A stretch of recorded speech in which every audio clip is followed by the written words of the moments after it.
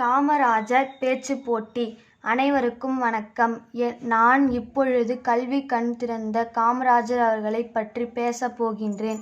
இவர் 1903ஆம் ஆண்டு ஜூலை மாதம் 15ஆம் தேதி விருதுநகரில் குமாரசாமி மற்றும் சிவகாமி அம்மையாருக்கு மகனாய் பிறந்தார்.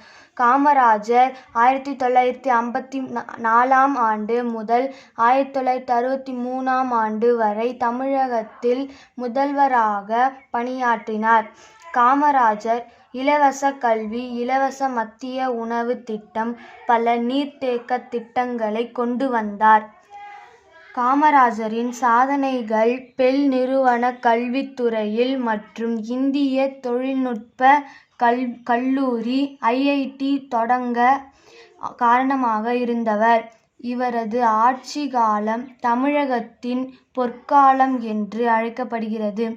1976ஆம் ஆண்டு பாரத ரத்னா விருதை பெற்றார். மேலும் இவரது பிறந்த நாளை கல்வி வளர்ச்சி நாளாக கொண்டாடப்படுகிறது. தமிழகத்தில் ஏறத்தாழ 6000 பள்ளிகளை திறந்து வைத்தார்.